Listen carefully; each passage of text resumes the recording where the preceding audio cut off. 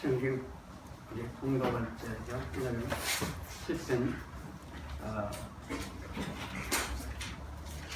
148편하면 되죠. 8편 148편.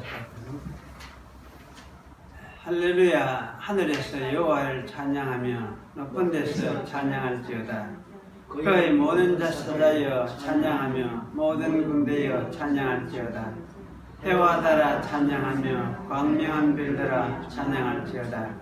하늘의 하늘도 찬양하며 하늘 위에 있는 물들도 찬양할지어다. 그것들이 여호와의 이름을 찬양할 것은 저가 명하심에 지음을 받았으리로다. 저가 또 그것들을 영영히 세우시고 폐치 못할 명을 정하셨도다. 너희 영들과 바다여 땅에서 여호와를 찬양하라.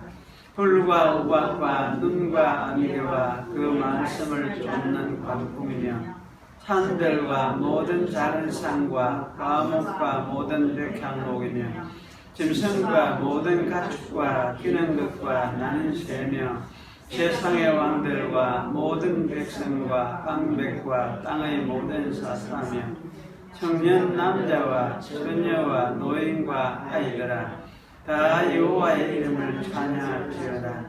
그 이름이 홀로 높으시며 그 영광이 천지에 뛰어나심이로다.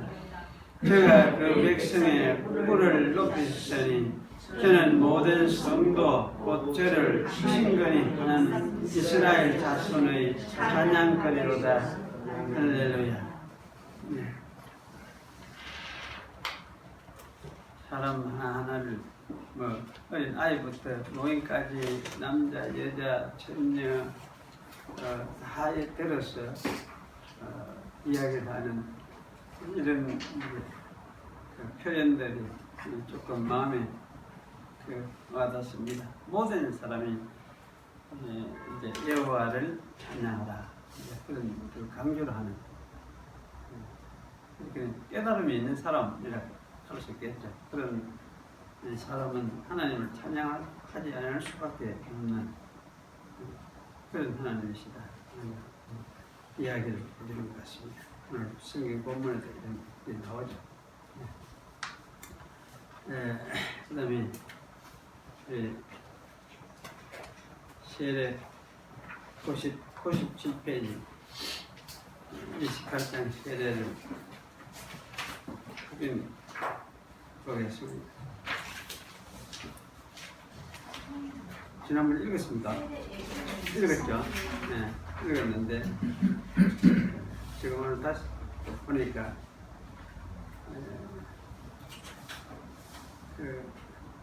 조금 3번 인빨리 3번 때 한번 보십시다. 위에 1번은 이제 하죠. 세례의 의미 이야기를 하죠. 중생 의미도 있고 죄사함 받고 예수와 함께 죽고 다시 또 살아나는 새로운 삶을 사는 새로운 세계에서 사는 이런 것까지 다 포함되는 그런 의미를 가진 것이 세례다. 이제 그래 우리 이야기를 할 수 있고 그 다음에 3번에 그 보면 세례받는 사람들을 물 속에 반드시 잠기게 할 필요가 있는 것은 아니다. 이제 요렇게 주장하는 교회가 있죠. 이게 이제 뭡니까 침례교거든요. 감리교, 침례교. 그건 이제 세례 그 물속에 잠기게 합니다. 잠기게 하고 무슨 옷을 입혀가지고 아마 잠기게 하고 교회마다 이제 강대상 뒤에 그게 다 만들어져 있다 하더라고. 그런데 저는 직접 보지를 못했는데 이렇게 하고 이제 장로교는 그 뿌려서 그냥 하죠. 장로교 사람 머리에 물을 붓거나 뿌려서 세례를 집행해도 무방하다. 이거 가지고 이제 장로교하고 이 감리교 여짝하고 침례교하고는 굉장히 논쟁을 많이 했습니다. 그래서 논쟁을 하면서 뿌리는 것이 옳다, 잠기는 것이 옳다, 그런 이야기를 하는데 그냥 어느 하나가 옳다 이 하면서 그 할 필요는 사실 없다 싶어요. 장로교에서 뿌리는 걸 그걸 선택을 하면 장로교에서 행하는 그것을 인정을 하면 되고, 왜냐면 이제 뿌리고 스프링클하는 이제 이거를 이렇게 하는 거는 이 사실은 그 이제 영적인 의미를 표현하는 것이니까, 그 너는 예수 안에서 함께 옛사람으로 죽었다. 그걸 이제 새롭게 씻음 받았다. 죄가 씻음 받았다. 그걸 의미하는 것이니까 사실 뭐 뿌려서 그런 의미를 하는 것도 인정을 하면 되고, 또 잠기해 가지고 그 물속에 들어갔다가 나오게 하는 이것도 사실은 괜찮잖아요. 괜찮고, 그래서 사실은 뭐 이거 가지고는 그럼 너가 그래 하면 뭐 그래 인정해 주면 되고, 또 이래 하는 건 이래 서로 인정해 주고 이러면 되는데, 이게 이제 서로 옳았냐 그렇게 하니까 한쪽이 옳다 하면은 한쪽은 틀리게 되니까, 사실은 꼭 극할 필요가 없는 게인데 이제 그렇게 하면은 서로 이제 싸움이 되잖아요. 싸움이 되고, 이렇게 해서 옳고 그런 것을 이렇게 따져야 되는 그런 문제가 생겨나니까 그렇게 할 필요는 사실은 없다, 이런 생각이 들어집니다. 그래서 제가 이거 학교 다닐 때는 이 세례하고 이거 가지고 이제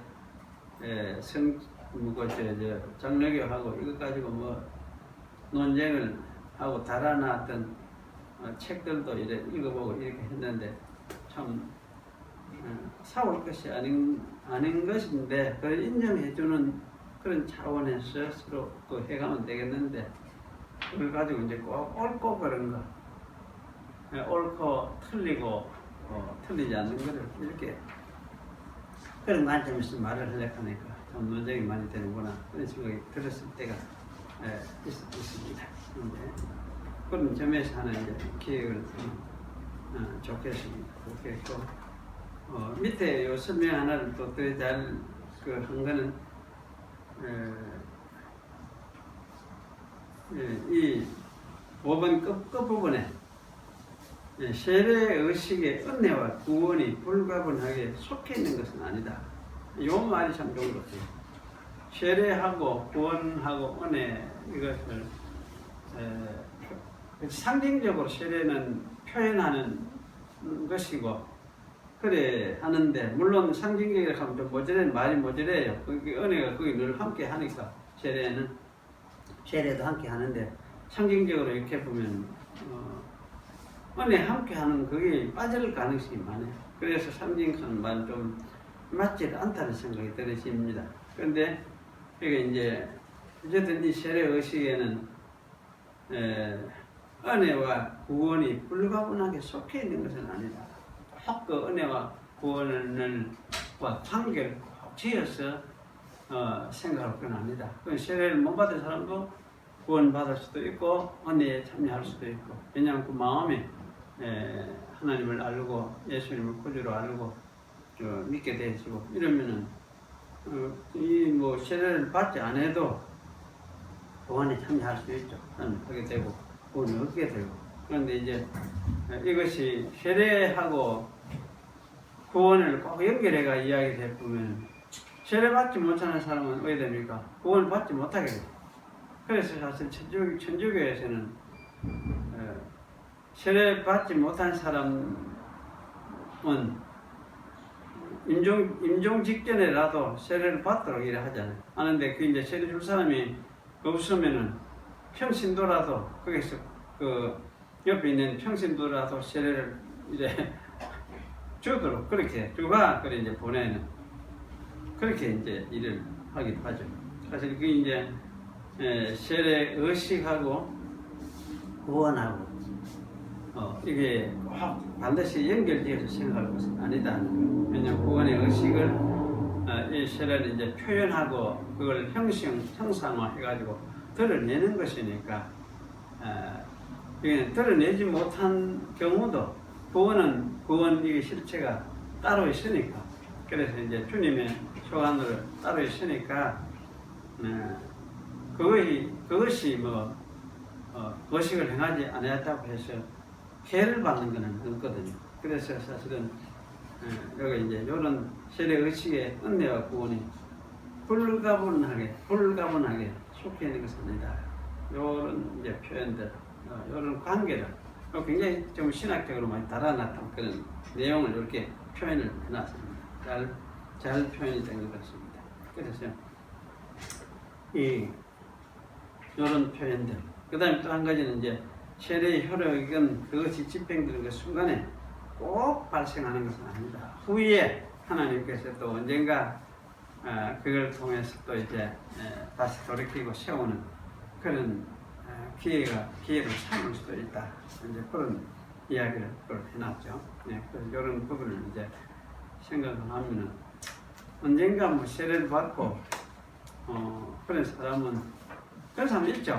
교회는 안 되는데 나중에 보면 나도 옛날에 세례 받았는데 하는 사람들이 있고 또 군대에 갈 때 난 군대에서 세례 받았을 때 하는 사람들이 있고 사실 이제 그런데 좀 그게 언젠가 이래 남아 있을 수가 있고 하나님이 또 이제 부르실 때 그 부르심이 한방편으로 사용될 수도 있으니까 세례 주는 걸까 절대적으로 이거는 반드시 신앙 고백해야 되고 반드시 믿는 사람이 줘야 되고 이런 식으로 이제 절대시 해가지고 그렇게 하는 거리는 아니구나 그런 생각이 들기도 해요.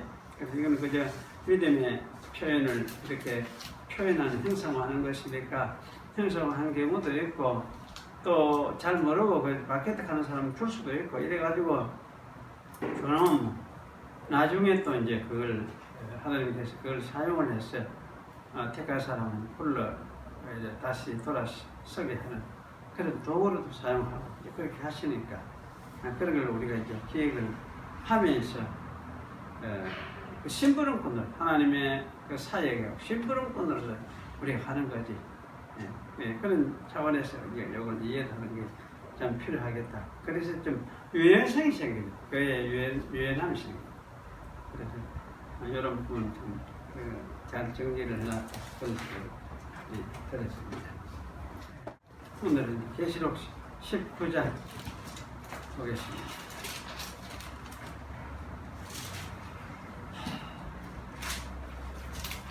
19장 1절에서 10절까지 이렇게 했습니다.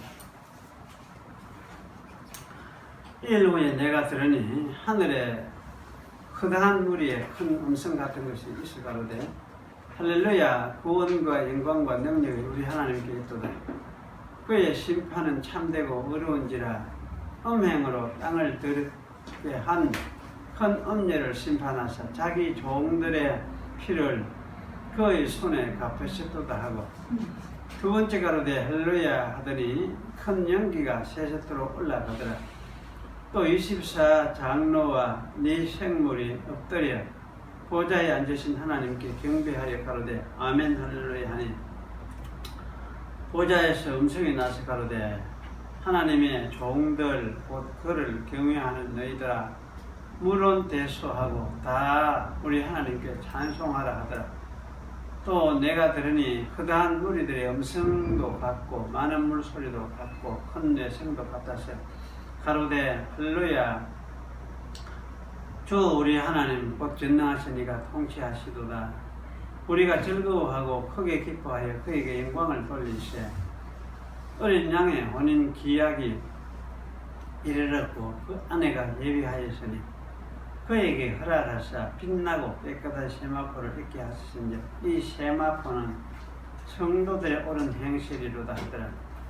천사가 내게 말하기를 기록하라. 어린 양의 혼인잔치에 청함을 입은 자들이 복이 있도다 하고 또 내게 말하되 이것은 하나님의 참되신 말씀이라 하기로 내가 그 발 앞에 엎드려 경배하려 하니 그가 나더러 말하기를 나는 너와 및 예수의 증거를 받은 네 형제들과 같이 된 종이니 삼가 그리하지 말고 오직 하나님께 경배하라.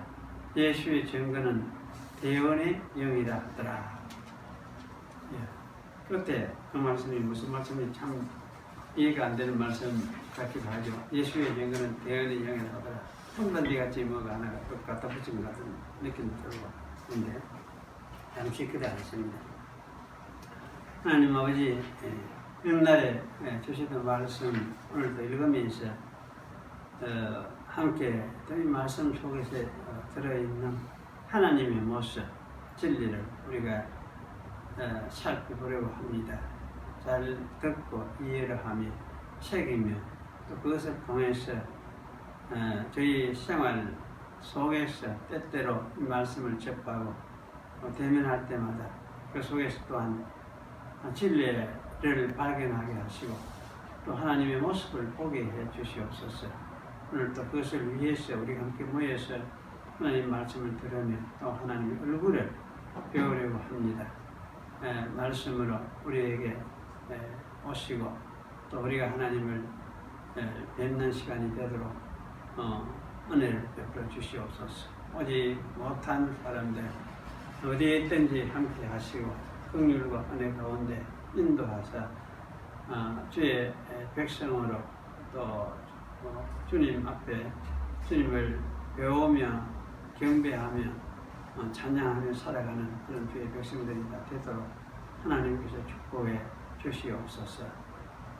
형편과 사정을 일일이 아는 것 저희가 다 알지 못하지만 주님께서 아시오니 주님께서 불쌍히 여기시고 또 선하게 인도해 주시고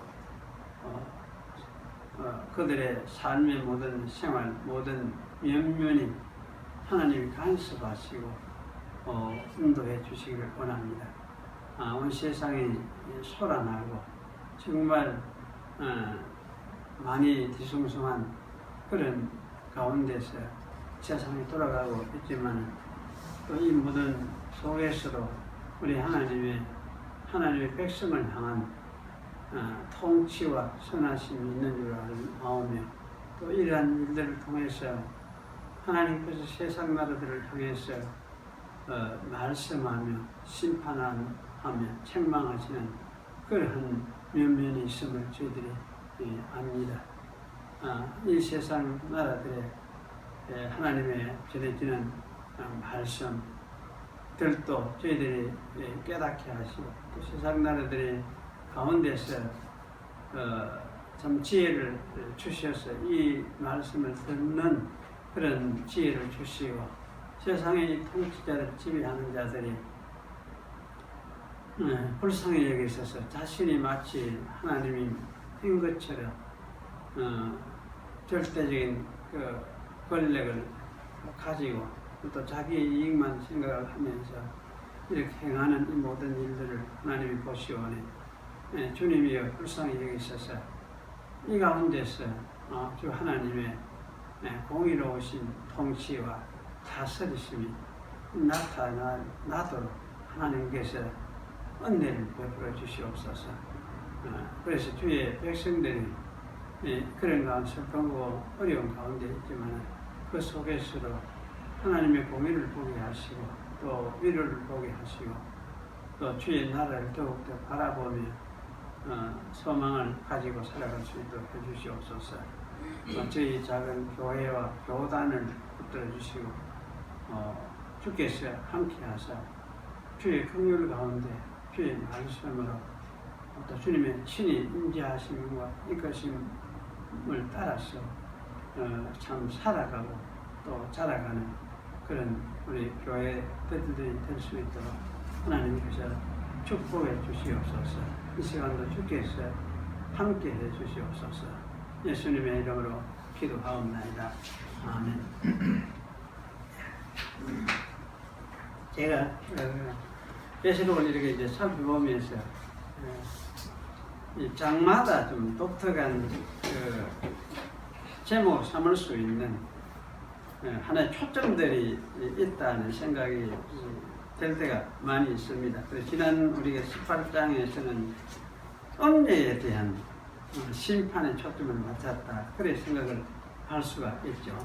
그래서 이 음녀가 누구냐 하는 것은 이거는 이제 그 예루살렘으로 상징이 되는 타락한 예루살렘으로 상징이 되는 예루살렘 지도자들, 특별히 그 제사장 족속들, 헬라화된 그런 제사장 족속들, 그들이 하나님도 믿지도 않으면서도 제사장을 돈 주고 사서 그 제사장 권세를 누리고 그로 인해서 백성들의 존경과 사회적인 여러 가지, 경제적인 여러 가지 그 유익들을 챙기면서 이제 살아가는 그런 제사장 세력들, 또 그 밑에서 함께 살아가는 그런 세력들, 예루살렘 세력들, 뭐 이렇게 이야기를 할 수 있을 것 같아요.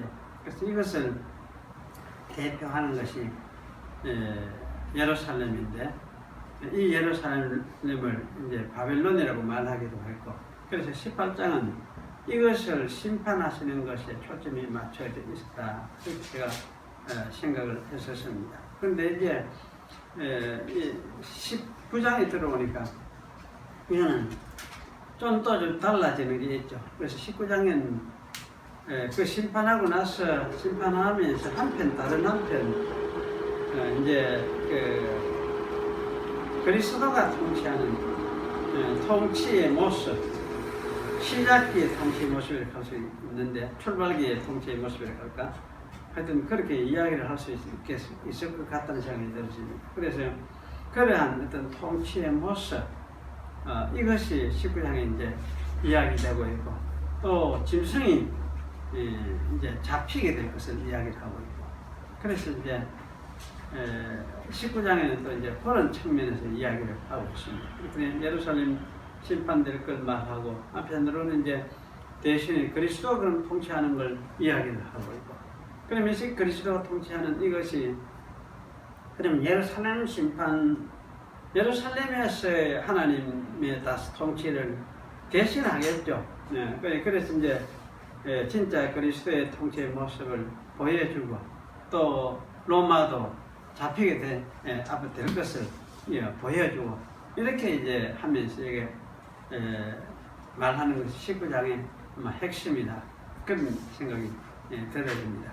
그래서 오늘 이제 앞부분 1장에서 10절까지 내용을 살펴보겠습니다. 여기는 이제 그리스도 통치의 그 시작이라고 할 수 있겠죠. 시작의 모습, 이것을 말하고 있는데요.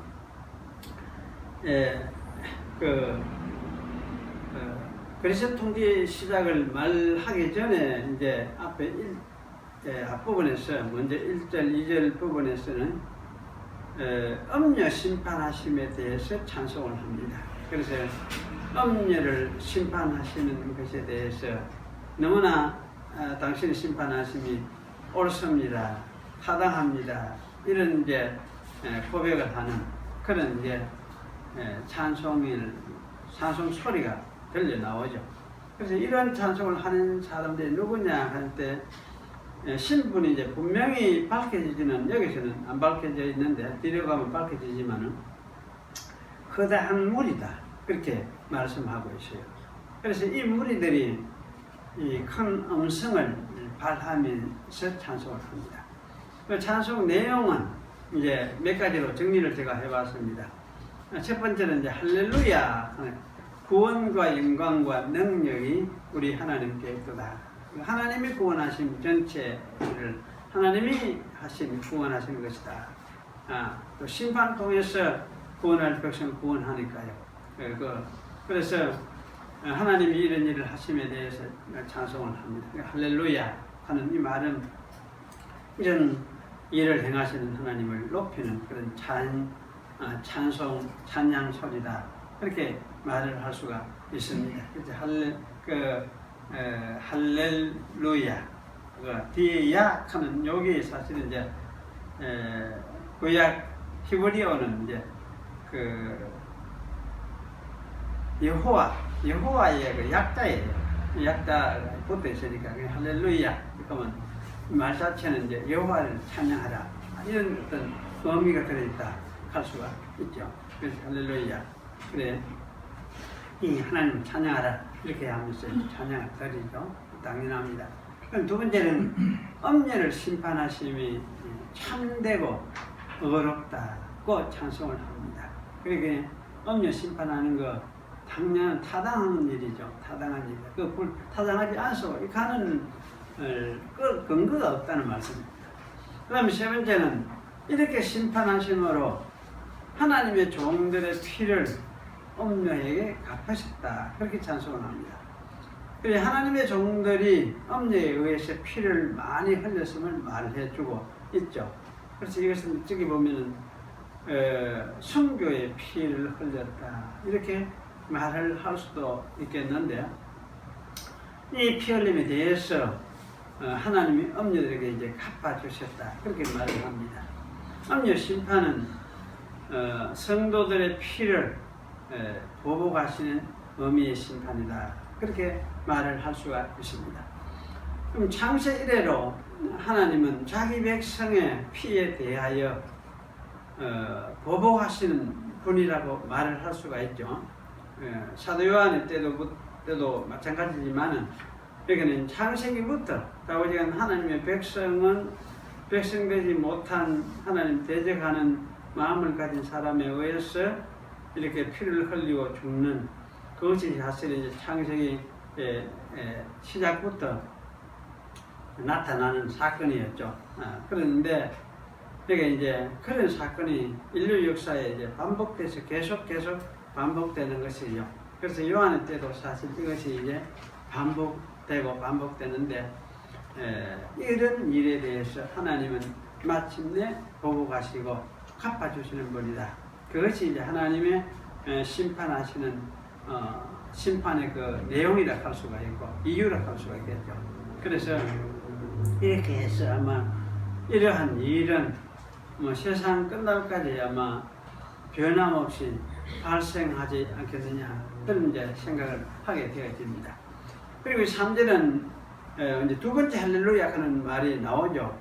그랬더니 여기 이제 그 연기가 제스터로 올라가더라 그렇게 되어 있는데, 사실은 여기 이제 이 연기 무슨 연기냐 하면은 하나님 제사 지내는 연기가 올라가느냐, 저는 처음 얼핏 보니까 제사 지내는 연기가 올라가는가 이런 생각을 했었는데, 사실은 제사 지내는 연기가 아니고 엄녀의 연기 할 수 있습니다. 여기 이제 하우테이크 하는 게 예루살렘을 가리키는 엄녀를 가리키는 말이 있어요.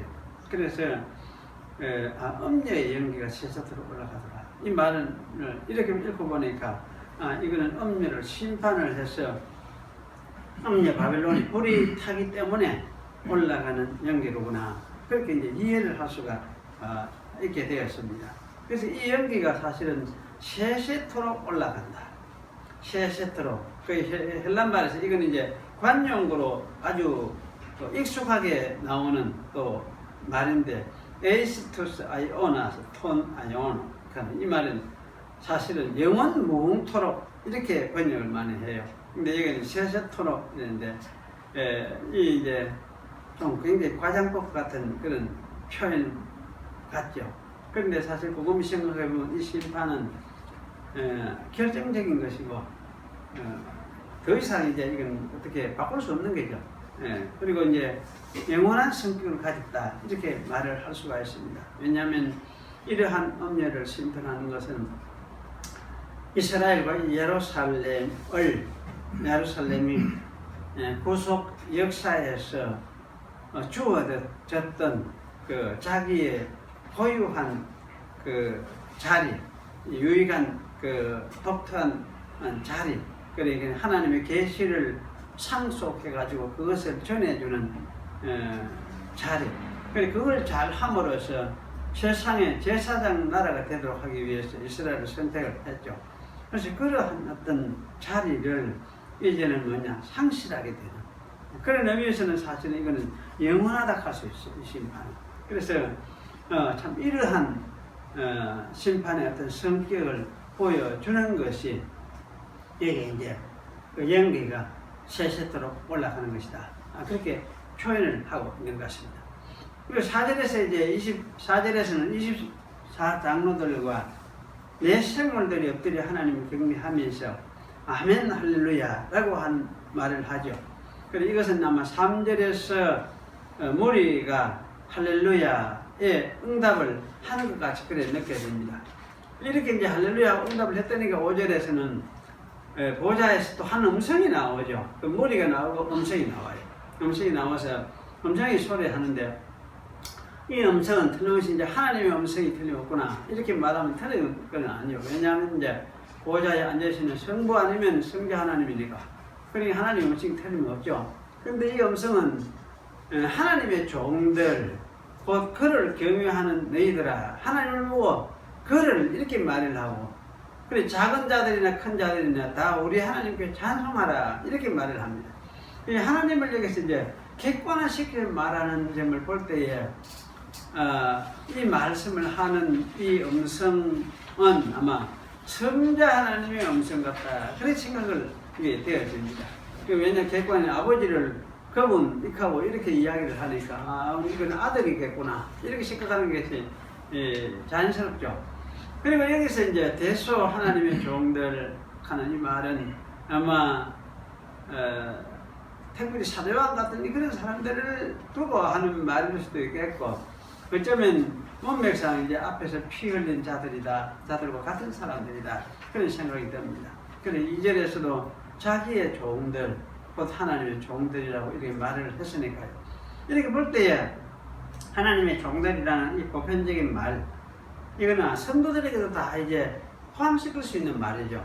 그래서 사실은 이거는 아마 모든 성도들, 그리스도와 함께 피 흘려 죽은 사람들에 속하기 때문에, 모든 성도들은 다 그리스도와 함께 피 흘려 죽은 사람들이에요. 왜냐하면 그리스도와 함께 죽은 사람들이기 때문에. 그래서 사실은 이제 실제로는 순교를 했든지 안 했든지 간에 성도는 일단 다 순교자에 해당이 돼요. 그리스도와 함께 다 죽었으니까. 그런 의미에서 아마 이야기하는 것이다, 이렇게 생각을 할 수가 있겠다, 그런 생각이 들어집니다. 그리고 이제 6절에서 이 8절의 찬송은 허다한 무리가 누구인지를 좀 밝혀주는 것 같은데요. 6절에서 허다한 무리의 음성은 이제 많은 물소리와도 같고 큰 우레소리와도 같다, 이렇게 말을 했습니다.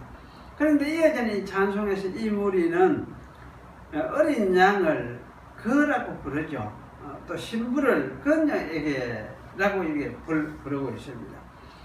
이런 이제 객관화시키는 거죠. 어린 양 객관화시키고 신부를 그녀에게 이렇게 객관화시키니까 이거는 이제 어린 양이나 신부와는 구별을 시켜주고 있죠. 그렇기 때문에 사실 이 무리는 어쩌면은 보좌를 둘러 있는 천군의 무리다, 이렇게 생각을 할 수가 있을 것 같아요. 그래서 천사들은 물론이고 아마도 24장로들하고 또 내 생물들도 여기에 포함되는 것으로 생각을 할 수가 있겠습니다. 그래서 이들이 여기서 어린 양과 신부인 교회의 혼인을 찬송하고 있다, 그렇게 생각을 할 수 있겠죠. 참 어린 양하고 신부하고 지금 결혼하는 이런 상황이니까 이제 이거를 보고 찬양하는. 그리고 신부는 찬양, 자기가 찬양 자기 좀 원하잖아요. 우리 결혼할 때 신부 지가 노래하는 건 아니잖아요. 아닌데 있는 사람들이 찬양해도 아마 여기는 천사들과 24장로들, 내 생물들, 이게 아마 무리에 해당되는 여기서 이제 사람들이구나, 그렇게 우리가 이해를 할 수가 있을 것 같습니다. 그럼 이들이 이제 찬송하는 내용에는 이게 전능하신 하나님의 통치, 하나님의 통치가 지금 시작된다. 하나님의 통치가.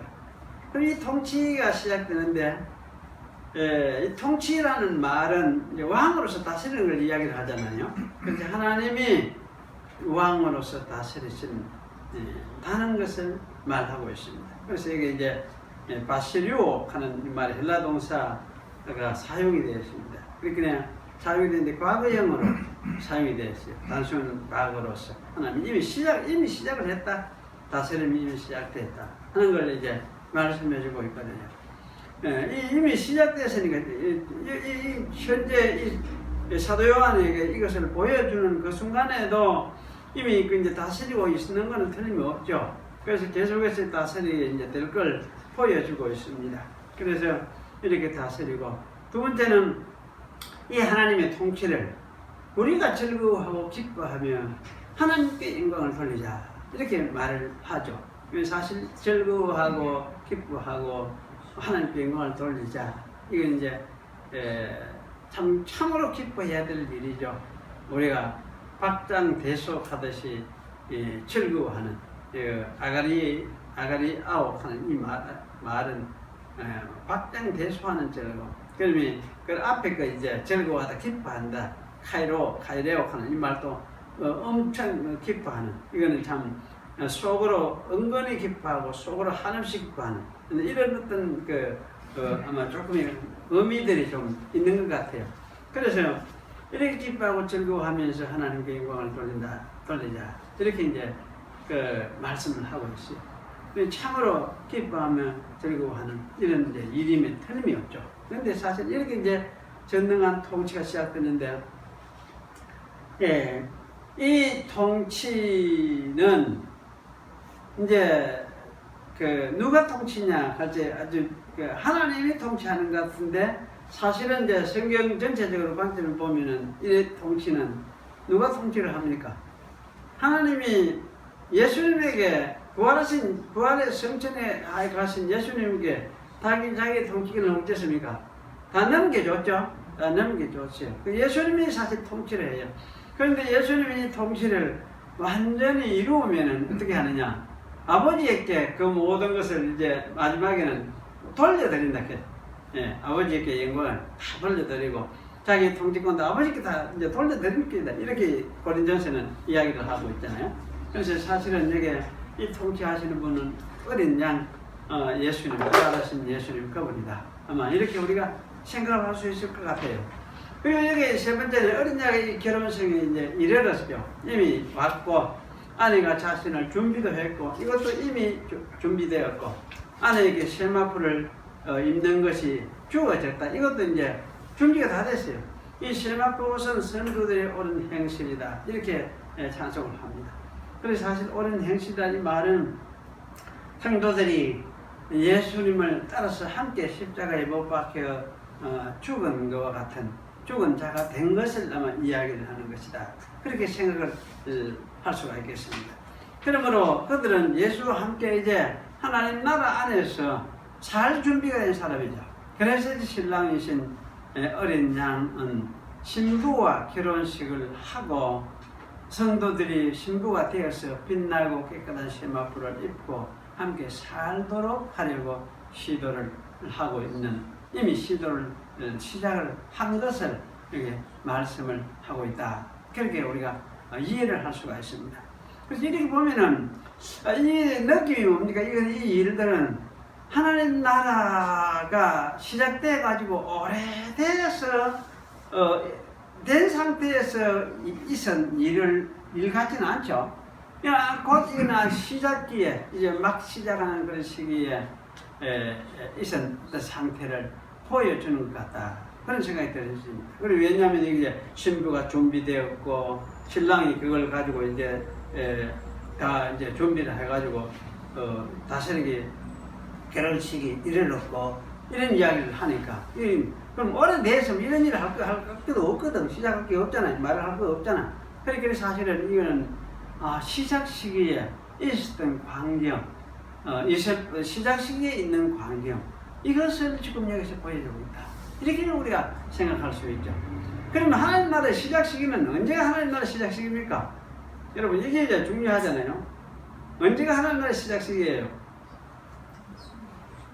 예? 언제가? 하나님 나라 언제 시작됐어요? 예? 예수님이 오셔도 천국에 가까이 왔다 이렇게 했는데 실제적으로 이제 천국 통치를 시작을 하시는 게 언제? 예? 그 부활 성전에 가 하나님 우편에 앉으시는 거.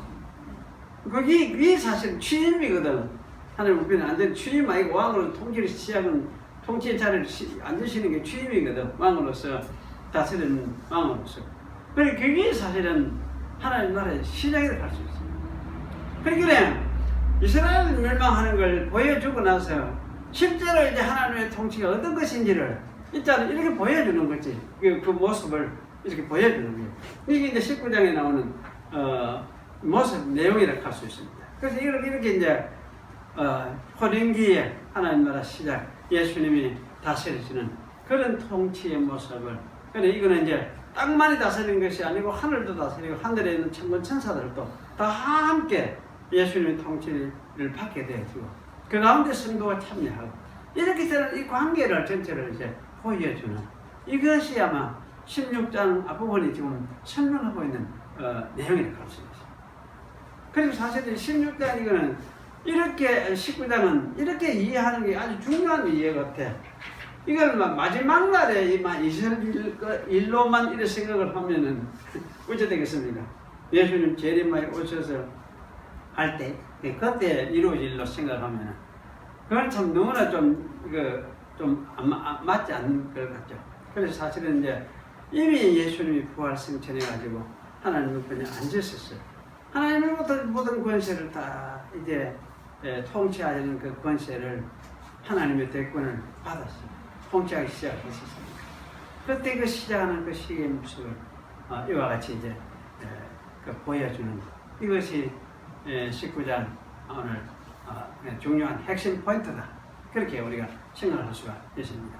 그리고 여기 이제 9절, 10절이 천사가 사도 요한에게 이제 이야기를 해요. 이렇게 이제 그럼 성자 이야기도 나오고 24장로 이야기도 아멘 그런 고백도 나오고 그러면서 이제 9절, 10절에 오니까 여기는 천사가 사도 요한한테 와가지고 이박을 하는 게 나와요. 그래서 이 9절, 10절이 이제 좀 새로운 하나의 그 어떤 변화가 있는 것이니까. 그래서 이제 헬라 성경에도 문단을 나누어 놨어요. 우리 성경에도 동그라미 쳤는지 모르겠는데, 그렇게 문단을 나누어 있습니다. 그래서 천사는 사도 요한에게 기록해라. 그렇게 강조를 하고 있어요. 그래 뭘 기록했느냐? 기록하라 이 말은 그만큼 잊어버리지 말아야 할 것이 중요한 것이다. 이런 뜻이기도 하죠. 그래서 혼인잔치의 저녁 만찬에 기록 내용이 뭐냐 할 때 혼인잔치의 저녁 만찬에 초청을 받은 사람들이 복이 있다. 여기 우리 혼인잔치에 초청을 받은 사람이 복이 있다. 사실은 이 혼인잔치 낮에 초청이 아니고 저녁 만찬에 저녁이 주찬이 메인이 저녁 만찬에. 그래서 혼인잔치 저녁 만찬에 진짜 크게 이제 먹고 즐거워하는 이 저녁 만찬에 초청을 받은 사람들이 복이 있다. 이렇게 이제 말씀을 하고 있습니다. 이것이 아마 기록 내용이라는 생각이 들어요. 그리고 이 말씀들은 하나님의 참되신 말씀들이라고 하기도 합니다. 누가 어린 양의 저녁 만찬에 초대된 사람들일까 이런 생각을 해보면은 사도 요한 자신과 같은 사람이 초대된 사람인 것은 틀림이 없습니다. 그래서 천사는 사도 요한에게 이 사실을 잘 이해하도록 주지시키고 있다는 생각이 듭니다. 그리고 사도 요한은 이 잔치를 주관하는 중요한 일꾼으로서 일을 하고 있죠. 일을. 그러므로 이제 요한 자신이 복 있는 사람임을 천사는 상기시켜 준 것이라 그렇게 말을 할 수 있습니다.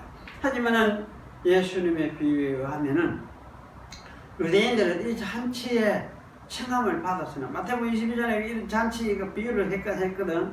거기 보면은 그렇습니다. 유대인들은 이 잔치에 청함을 많이 받았는데 다 거절해 버렸어요. 자기 일로 바빠가지고 자기는 장사하고 뭐하고 하는 다음에 나는 못 가겠어 이래 하고 심지어 어떤 사람들은 종들을 심부름꾼들을 죽인 사람들이 또 있고 그래서 이제 주인이 화가 나서 나가서 선하고 악하고 간에 따지지 말고 좌우지간 누구든지 불러들이라. 그러니까 사람들이 꽉 들어와가지고 자신을 가장 채우게 될 것이다.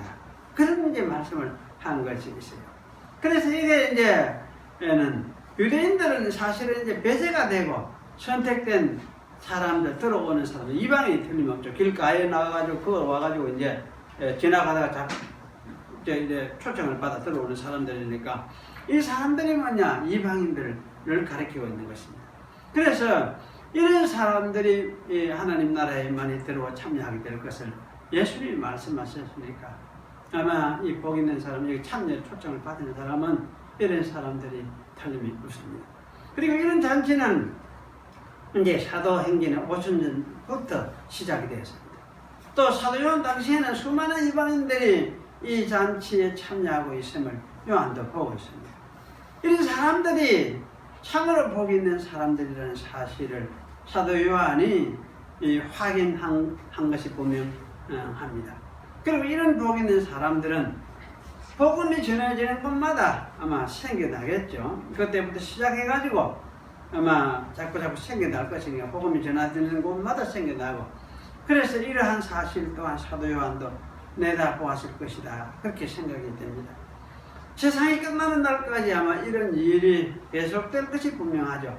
그래서 이러한 사실을 요한은 너무 잘 이해했으리라 생각이 됩니다. 이런 점에서 볼 때에 어린 양의 혼인식, 아마 저녁 만찬에 참여하는 사람들은 참으로 복이 있는 사람들이다, 그렇게 말을 할 수 있죠. 그래서 이 많은 사람들 가운데서 이렇게 참여된 이 사람들이 진짜 복 있는 사람이잖아요. 그래서 이런 사실을 여기서 기록해라, 이렇게 말씀을 하고 있는 것 같아요.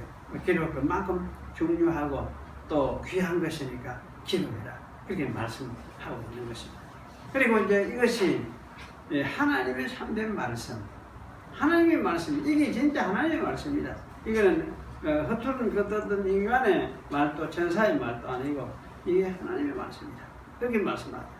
왜냐하면 이제 하나님의 말씀들이 궁극적인 성취가 무엇이냐? 하나님이 부르시는 사람들이 부르심을 받아가지고 천국에 참여하게 되는 이것이 궁극적인 하나님 말씀이 성취되는 그 목적이라고 할 수 있어요. 성취의 목적. 그래서 이렇게 이제 하나님 나라에 들어오게 되는 이런 것을 여기서 이야기를 하고 또 요한에게 이걸 확인시키고 주고 그렇다는 생각이 듭니다. 그리고 10절은 사도 요한이 천사에게 엎드려 경배하려고 했었다는 사실을 말해줍니다. 사도 요한이 아마 경배하려고 했던 이유는 이 기록을 해라, 이건 하나님 말씀이다, 이렇게 하면서 이야기를 하니까 이게 이제 이 하나님 말씀 이렇게 하니까 정말 이 하나님의 앞에서 또 참 경배해야 되지, 이런 마음을 가지고 이렇게 이런 자세를 취했던 것 같아요. 그런데 여기 이제 이 천사가 하는 말은 그렇게 하지 말아라 이거죠. 그래서 봐라, 이럴 때 그렇게 하지 말아라. 나는 예수의 증거를 가지고 있는 너와 네 형제들과 같은 동료종이다. 이게 동료종이다 하는 말이 중요한 말이죠. 그래서 오직 하나님과 경배해라. 왜냐하면 예수의 증거는 예언의 영이기 때문이다, 이렇게 말씀하고 있습니다. 여기서 이제 봐라, 그렇게 하지 말라, 이 말은 천사의 어떤 당황한 기색이 역력한 반응 같습니다. 사도 요한이 갑자기 경배를 하려고 하니까 경배할 그런 전형거리가 아니고 자기는 그런 대상이 아닌데 그렇게 하니까 아마 당황했던 것 같아요. 그래서 봐라, 그렇게 하지 마라, 이렇게 이야기를 했던 것 같아요. 그래서 너와 네 형제들과 같은 동료종이다, 나는, 이렇게 말을 합니다. 그래서 이 천사들도 요한이 형제들과 같은 그런 동료, 펠로서, 동료종이라. 그러면서 이 요한의 형제들한 이 말은 어쩌면은 이거는 아마 제가 생각할 때는 특별히 사도들을 가리키는 말이 아니냐, 이런 생각이 많이 들어요. 그래서 함께 목격자로서 예수님을 증거하기 위해서 세워진 사도들을 말하는 것 같다, 그런 생각도 들면서 어쩌면 또 요한과 함께 예수님을 증거하기 위해서 고락을 같이 하고 있는 그런 사람들을 가리키는 말 같다는 생각이 들었습니다. 그리고 이들은 이제 모두가 주님을 증거하기 위해서 주님의 종이 된 사람들이죠. 그래서 요한은 이 중에 포함되는 것은 말할 것도 없겠다, 그런 생각이 듭니다. 그래서 이들이 증거하는 예수는 이들이 아마 목격자로서 혹은 목격자들로부터 전해받은 그대로를 증거하는 것이다, 그렇게 말을 할 수 있죠. 그 예수를 증거하는 것입니다. 오늘 예수와 함께 죽었음, 어쩌면 함께 죽었음을 고백하는 어린 양의 그 고난에 우리는 참여한 사람들이다 하고 이것을 아마 증거하는 것이다. 그렇게 우리가 생각도 할 수 있겠습니다. 어쨌든 이렇게 생각할 때 예수의 증거라는 이 말은 예수님이 증거하는 증거가 아니고 예수님에 관해서 종들이 증거하는 증거, 인간 증거자들이 증거하는 증거라는 말씀이죠. 그래서 예수의 증거라는 말을 그럼 인간들이 예수님을 증거하는 증거를 이야기하는구나. 그렇게 우리가 이해를 하면 되겠습니다. 그런데 이 천사는 자신의 인간의 증거자들보다 더 높은 어떤 신적인 위치에 있는 것이 아니라는 걸 분명히 밝히는 것. 이게 참 중요한 것 같아요. 그래서 자신도 동료 종이다 이렇게 말하는 것. 그래서 천사는 자기는 경배할 것이 대상이 아니고 경배할 대상은 하나님만이 경배할 대상이다 이렇게 말씀을 합니다. 그리고 22장에도 이런과 같이 유사한 말이 반복이 되거든요. 천사들에 의해서 요한이 또 그래 하니까. 그래서 요한 당시에 아마 이거는 요한도 분명히 깨닫겠죠. 아, 천사는 경배할 대상이 아니구나 이런 이제 생각을 분명히 하게 된 것 같고 요한 당시에 아마 사람들은 또 천사를 숭배하는 그런 의식을 가졌던 것이 틀림없겠다 그런 생각이 들어요. 그래서 이런 것에 대해서도 좀 경계하는 것일 수도 있겠다 그런 생각이 들어요. 그렇지만 여기 분명한 것은 교리적인 하는 측면으로서 이야기를 할 수 있는 것은 천사는 숭배의 대상이 아니다 이렇게 말을 할 수 있죠. 그래서 천사는 함께 섬기도록 보냄을 받은 전부를 섬기도록 보냄을 받은 신부름 뿐이다. 동료 종이다. 그래서 천사는 경배의 대상이 아니다. 천사가 경배의 대상이 아니면 어떻습니까? 세상에 딴 경배의 대상이 어디 있겠습니까? 하나님 외에 어떤 것도 있을 수 없어요. 그래서 천사가 경배의 대상이 아니면 마귀는 경배 대상입니까? 귀신들이 경배 대상입니까? 어떤 것도 경배 대상이 돼서 없는 건 틀림없습니다. 이런 사실을 비춰볼 때에 여기 이제 끝에 가면 왜냐하면 끝말에 이 말이 있어요. 왜냐하면 예수의 증거는 예언의 영이기 때문이다. 저는 이 말씀이 어릴 때부터 이게 무슨 말인지 이해가 안 돼요. 예수의 증거는 뚱따지 같이 예수의 증거는 예언의 영이다. 왜냐하면 영이기 때문이다. 이래야 되죠. 예언의 영이기 때문이다. 이랬는데 사실 여기 이제 예언의 영이라는 이 말이 여기 예언이라는 말은 계시록에서 예언이라는 말이 뒤에 보니까 22장에도 보니까 뭐냐면 하나님이 주님께서 이제 이 사도 요한에게 계시해 준 계시록의 말씀을 예언이라고 해요. 계시록의 말씀을 예언이라고 했으니까. 그럼 여기 이제 예언의 영이라는 말은 예언의 핵심, 정신, 핵심, 그러니까 이 영이란 말이 성령 갈 때도 사용되고 바람 갈 때도 사용되고 사람의 마음 갈 때도 사용돼요. 사람의 마음. 그러니까 사실은 여기 이제 마음 갈 때는 사람의 마음, 예언의 마음, 예언의 중심, 예언의 핵심 이런 뜻으로 사용된 것 같아요. 그래서 예언의 정신이 뭐냐? 예언의 정신이다. 이게 예언의 정신이다. 뭐냐? 예언의 정신이 뭐냐? 이렇게 예수님을 증거하는 것. 계시록을 가지고 증거하는 것이 뭐냐? 할 때 핵심이 그 중심이 어디 있느냐? 예수님 증거하는 것이다. 네. 그래서 이게 이제 예수님을 증거하는 것은 이것이 예언의 계시록 말씀의 중심이다. 핵심이다. 핵심 정신이다. 핵심 정신이다. 그래서 사실 이게 여기라는 포니마라는 말은 아마 핵심적인 정신, 내용, 사상, 핵심이다. 핵심 정신이다. 그렇게 아마 이해를 하는 것이 옳겠다 그런 생각이 들어요. 그래서 핵심적인 어떤 정신이다. 진수다. 이렇게 말할 수. 그러니까 이제 영어에서도 스피릿 하는 말이 영, 다양하게 사용되고 이렇게 하다가도 어떤 데 가면 이제 진수, 이런 의미로도 쓰이잖아요. 쓰이는데, 그러니까 여기도 아마 그런 의미 비슷한 그런 말로서 사용되고 있다는 생각이 들어요. 그래서 예언의 진수, 예언의 정신이라는 것은 무엇이냐? 이거는 예수를 증거하는 것이다.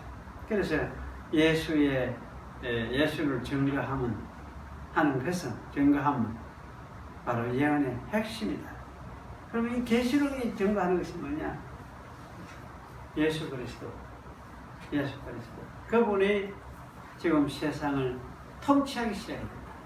온 세상 지금 아버지의 통치권을 받았어요. 지금 통치하기 시작했다. 그거 모르지? 열적으로 망하는 거, 그거는 심판받아, 그분이 심판해서 심판시키는 것이다. 그분이 지금 통치하기 시작했다. 이걸 이제 너희들 알아야 돼. 너는 이 통치 속에 들어왔다. 이걸 이야기하는 거다. 그래서 이게 사도요한은 아마 이걸 강조해서 여기서 이제 보고 깨닫도록 하기 위해서. 무슨 요한만 깨닫는 것이 아니고 요한의 편지를 받는 모든 아시아 교회들이 이 사실을 깨달아야 돼요. 그러니까 자기들은 로마 아래에 있는 것이 아니고 예수님의 통치 아래 우리는 들어와 있구나 하는 사실을 깨닫도록 그렇게 하려고 아마 이 19장 말씀을 기록을 하고 있는 것 같다는 생각이 돼요. 그래서 주님은 아마 사도 요한에게 이러한 사실을 이런 계시 사건을 통해서 분명하게 이해시키도록 하신 거예요. 요한 자신이 이 복음을 전하고 사도로서 하지만은 이런 사실을 확실하게 자신이 잘 이해를 못하고 있는 게 사실이거든. 그럴 수도 얼마든지 있고. 그런데 이걸 이제 봐라, 이걸 실제 봐라. 지금 주님이 이걸 다 세고 있다. 보여주는 거죠. 그 외에도 사실 교회는 하여튼 이런 주님의 통치 속에 들어있습니다. 이것이 하나님 나라가 할 수 있습니다. 이 나라가 완성이 되는 것은 재림 때 오시면 이제 완성이 되겠지만 자꾸 이렇게 해서 하나님 나라가 세워져 가는 완성 그런 과정 속에 있는 것이 이것이 하나님의 나라다. 이렇게 여러분이 이해를 하면 되겠습니다. 그래서 하나님 나라라는 것은 죽으면 천당 가는 조금 이것만 생각하면 이래 생각하지 말라고 죽으면 천당 가는 그건 과거지 사실이지만은 이 땅에서 하나님의 통치를 받고 예수님의 통치를 받고 그래서 그런 사람들이 세상 속에서 예수님을 따라서 그분의 통치를 받으면서 살아가는 이거는 이 새로운 하는 세상 이것이 뭐냐 하나님의 나라라는 것입니다. 그래서 이걸 여기서 분명히 이해를 시키는 겁니다. 우리는 대한민국에 사지만은 우리는 사실은 이제 대한민국의 국민이기도 하고 하지만은 사실은 우리는 하나님 나라의 백성으로서 이 땅에서 살고 있어요. 미국, 러시아는 러시아. 근데 하나님의 백성이 있으면 그들은 다 뭐냐 어디에 있든지 간에 하나님의 다스림을 받는 하나님 나라 백성들이에요. 그들 통치에 주님은 통치에 가고 있습니다. 그래서 그런 관점에서 이걸 우리가 좀 이해를 하는 것이 굉장히 필요하겠다. 그런 생각이 들었어요. 그래서 이 나라는 그런 이제 보이지는 않지만은 우리만 있는 것이 아니고 하늘의 천사들도 함께 있고 앞서간 성도들도 하나님 안에 있고 그러면서 사실은 이제 하늘과 땅이 연결되어 하나가 되어 있는 그런 나라 이것이 하나님의 나라다. 그렇게 여러분 이해를 할 필요가 있습니다. 기도하겠습니다. 하나님 아버지 감사합니다. 오늘도 하나님 말씀을 우리에게 가르쳐 주셔서 우리가 어떤 세계 속에서 살고 있는가를 함께 깨달았습니다. 주님이 다스리는 주님의 통치 속에 우리가 살고 있는 하나님 나라의 백성 자들임을 깨달았사오니 저희들이 이 땅에서 이 땅 대한민국의 사람으로 살지만 하나님 나라 백성으로서 하나님 나라 안에서 살고 있으면 우리가 늘 기억하면서 주의 다스림을 받고 살아가는 저희들로서 삶이 참으로 복된 삶이라는 것을 깨닫고 세상에서 복받은 사람이 우리들임을 다시금 깨달으며 감사하면서 살아가는 그런 저희들이 될 수 있도록 우리 하나님 은혜를 더해 주시옵소서. 예수님의 이름으로 기도하옵나이다.